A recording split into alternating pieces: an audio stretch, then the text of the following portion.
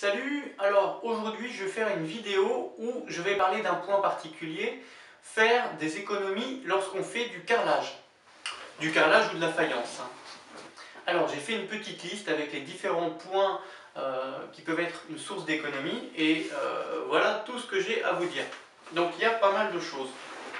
Alors le premier conseil que je peux vous donner lorsque vous achetez votre carrelage ou votre faïence, c'est d'avoir le métrait exact de ce que vous avez besoin. Donc quand je dis métrait exact, c'est limite au carreau près. Parce que des fois on est là, ouais il me faut à peu près ça, ouais, et puis le mec, du coup qu'est-ce qu'il fait? Votre vendeur, ce qu'il fait, il vous dit oui, il faut un petit peu de marge pour faire les coupes, donc fois 1,15, hop, donc ça lui donne une surface majorée, et cette surface, par rapport à cette surface majorée, il va choisir un nombre de paquets supérieur à cette surface majorée. Donc ce qui veut dire que des fois vous pouvez vous retrouver à faire, je sais pas moi, une salle de bain comme ça, et puis vous posez vos carreaux, et la salle de bain est finie et puis vous vous rendez compte que vous aviez quand même beaucoup trop de rables et vous vous retrouvez avec un paquet complet qui n'a pas été utilisé. Ouais. Donc moi ce que je vous conseille c'est de procéder de la méthode de la façon suivante. Vous prenez votre surface exacte. Par rapport à ça, vous calculez le nombre de paquets dont vous avez besoin. Et de ce nombre de paquets, vous sortez la surface totale du nombre de paquets et derrière, vous faites la différence entre la surface du nombre de paquets et votre surface dont vous avez besoin. Et comme ça, vous aurez votre marge. Et là, vous pouvez estimer si vous en prenez plus ou si c'est suffisant. Après, cela dit, je vous conseille ça, mais faites aussi attention si vous avez des délais de livraison sur du carrelage. J'imagine, moi, vous commandez un carrelage, il vous faut 4 semaines de livraison. Dans ce cas-là, soyez prudent quand même. Parce que si il vous manque 2 carreaux à la fin de votre chantier et que vous devez attendre 4 semaines pour recommander cette petite quantité manquante, voilà, faites quand même attention. Alors ensuite, autre technique pour faire des économies lorsqu'on pose, alors là ça va être sur de la faïence. Alors vous voyez, j'ai le cas ici, moi j'ai une baignoire, et voilà, j'ai une petite baignoire comme ça là. Bon, alors pour faire des économies, déjà mon carrelage, je suis venu l'arrêter juste sous ma baignoire. J'ai pas été jusqu'au bout, parce que ça sert à rien. J'ai pas besoin d'avoir du carrelage jusqu'au fond. Donc là déjà, par rapport à la surface de ma baignoire, je peux gagner presque 1 mètre carré.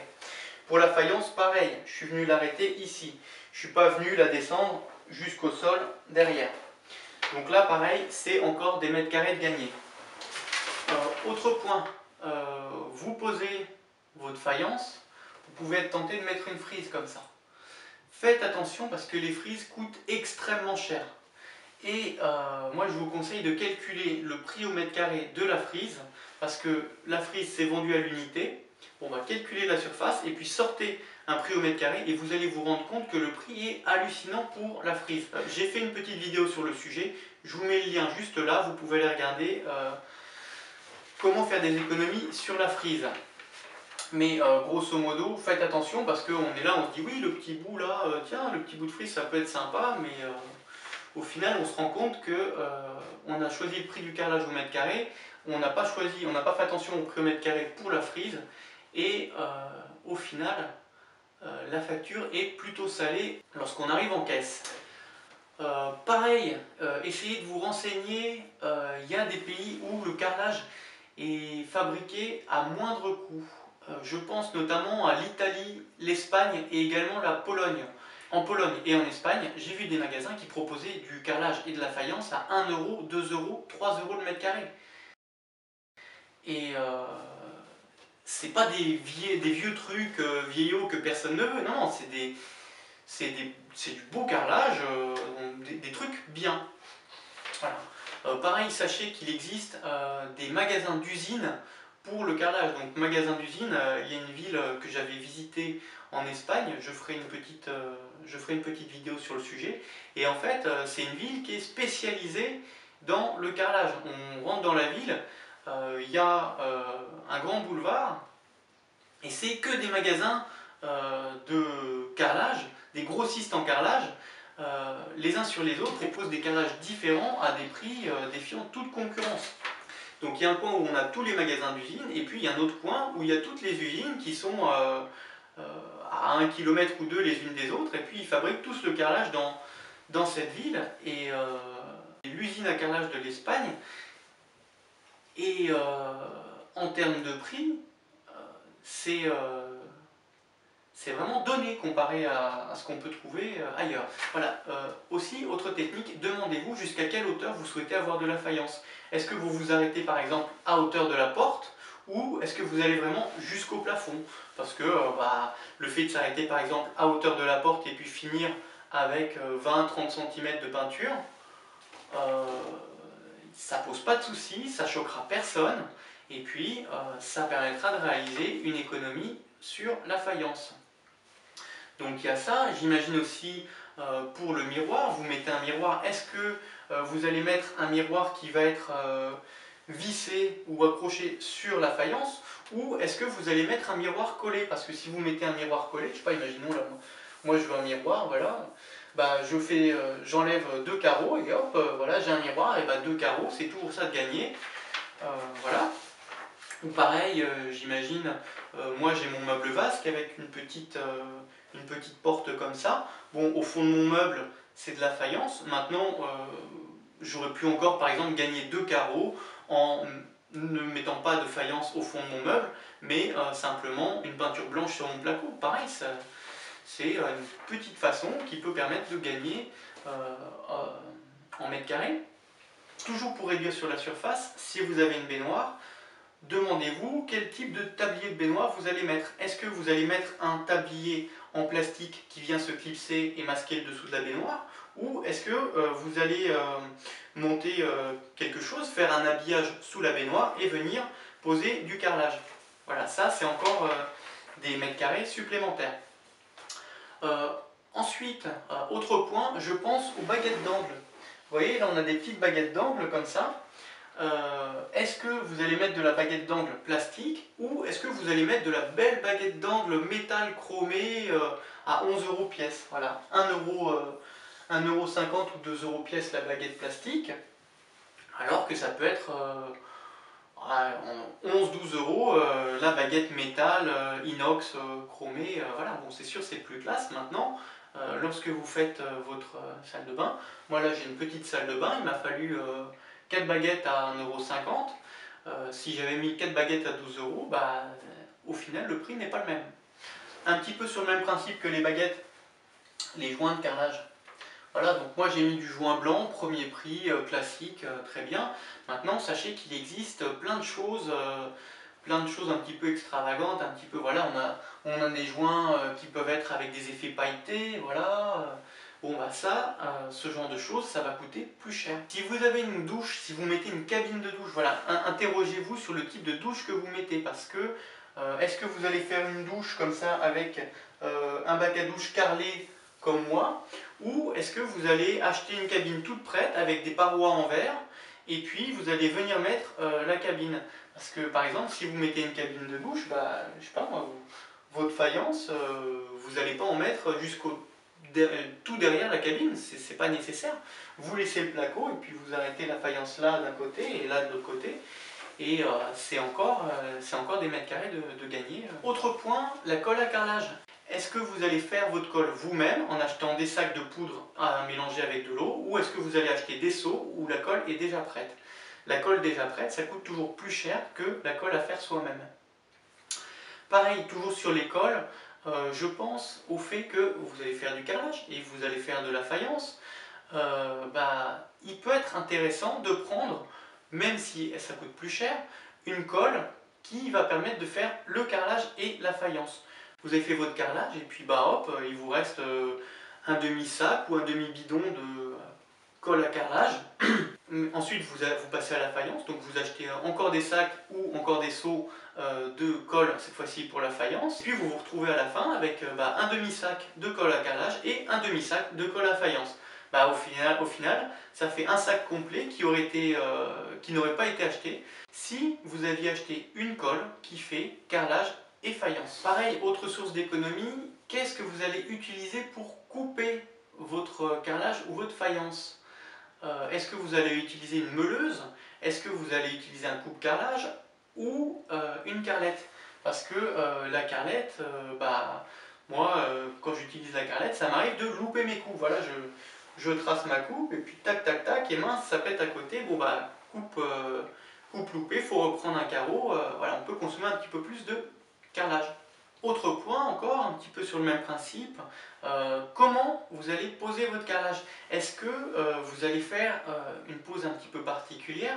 Je pense notamment à la pose en diagonale. Si vous venez faire une pose en diagonale de votre carrelage ou de votre faïence, vous aurez beaucoup plus de coupes et donc beaucoup plus de chutes qui seront inutilisables. Donc il faudra prévoir un petit peu plus de rab, ça peut coûter un petit peu plus cher. Autre point encore, moi là j'en ai, ça c'est de la pâte de verre. La pâte de verre, faites attention parce qu'on vous vend le carré de pâte de verre. Mais si vous regardez le prix au mètre carré, la pâte de verre, on va vous vendre des carrés de 30 par 30 de pâte de verre à 12-13 € pièce. Et puis le truc c'est que pour faire un mètre carré, il va en falloir à peu près 12. Ce qui veut dire que 12 x 12, 144 € le mètre carré. Voilà. La pâte de verre coûte très très cher. Maintenant, moi si j'en ai mis, c'est parce que j'ai calculé que mettre ce petit bout de pâte de verre, ça me permettait de faire une frise qui me coûtait moins cher que la frise qui correspondait à cette faïence. Toujours sur les joints de carrelage, quel type de croix allez-vous utiliser? Si vous utilisez des croix larges, vous consommerez plus de pâte à joint que si vous utilisez des croix fines. Donc ça. Et aussi, quelle va être la surface de vos carreaux. Si je reprends l'exemple de la pâte de verre, si vous avez des petits carreaux comme ça, tout petits, d'1 cm par 1 cm, et en termes de quantité de joints, vous allez en faire beaucoup plus que si vous avez des carreaux de 40 par 40. Ensuite, concernant vos carreaux, quelle va être la dimension de vos carreaux? Ça, c'est important si vous avez des coupes. Je prends un exemple, voilà. Moi j'ai des carreaux qui faisaient 40, voilà, je viens faire ma petite coupe comme ça, hop, je coupe mon petit bout, je le pose là où j'ai besoin. Ensuite, coupe suivante, j'ai besoin d'un bout qui fait ça. Bon, et avant de couper mon bout directement, je vais regarder s'il n'y a pas un endroit où je peux mettre un bout qui va faire cette distance-là, ce qui fait que moi, ma coupe, ma chute à jeter, elle mesurera que ça au lieu de ça. Voilà, ça peut être une petite technique pour tirer au maximum et avoir le moins de chutes inutilisables après. Toujours sur la colle et les joints de carrelage, sachez que si vous achetez des petits seaux, des petits sacs, ça vous coûtera toujours plus cher que si vous achetez un grand sac. Donc essayez de savoir à peu près à l'avance si vous allez avoir besoin d'une quantité supérieure à un petit sac ou pas, parce qu'acheter 2 petits sacs, souvent ça revient plus cher que d'acheter le grand directement. Ensuite, bon alors ça c'est pour le carrelage. Bon alors moi j'avais pas de carrelage avec un motif, donc du coup imaginons, là ça c'est mon carrelage de sol avec un motif dans ce sens là. Bon, si on a un motif dans un sens, on aura potentiellement plus de chutes que si on a quelque chose qui n'a pas de motif. Je vous explique. Alors, ici j'ai fait un petit dessin, voilà, donc là on a une pièce, hop, on rentre, et puis donc notre pièce, là, voilà, on vient poser les carreaux avec le motif dans ce sens. Donc 1, 2, 3, 4, voilà. Et ici, on a le dernier carreau où il faut faire une coupe. Donc on vient, on fait notre coupe, paf. Et ensuite, voilà, on a nos coupes comme ça, avec le motif coupé dans ce sens-là. Ensuite, pareil, on vient poser nos carreaux ici, comme ça, tac, tac, tac. Et là, on a une coupe, mais cette fois-ci, la coupe, elle est avec les motifs dans le sens perpendiculaire par rapport à cela. Et là, la coupe sur le motif, elle sera dans un sens perpendiculaire par rapport à cela. Et si on a un carrelage qui n'a pas de motif, ce qui est possible de faire, c'est de prendre cette coupe-là et de venir la caler ici. et bien là on fait encore des économies. Un autre point, les barres de seuil. Moi, dans mon cas, j'ai le même carrelage au sol dans ma cuisine et dans ma salle de bain. Bon, et bien lorsque j'ai posé mon carrelage, et bien j'ai fait attention à où allaient se situer mes coupes, de manière à ne pas me retrouver avec des coupes sur le passage de porte. Ce qui fait que pour mon passage de porte, j'ai pas besoin de mettre une barre de seuil. Une barre de seuil, c'est quoi? C'est 5-7 euros. Mais voilà, une petite économie de bout de chandelle, et bah ça, plus ça, plus ça, plus ça, à la fin, ça peut faire des économies substantielles. Voilà, j'espère que cette petite vidéo sur les économies lorsqu'on fait du carrelage et de la faïence vous aidera pour vos chantiers. Si vous avez aimé cette vidéo, mettez un like, éventuellement un commentaire. Si jamais il y a des choses que j'ai oublié de vous dire dans cette vidéo, sachez que sous la vidéo, dans la description, je mets un lien vers mon site internet et vous pourrez aller télécharger gratuitement le PDF qui correspond à cette vidéo et qui reprend tout ce que j'ai dit. Et puis si jamais il y a des choses que j'ai oubliées, je remets ça dans le PDF, je remets à jour. Voilà. J'espère que cette vidéo vous a plu. Je vous dis bon courage pour vos chantiers et à plus tard. Salut!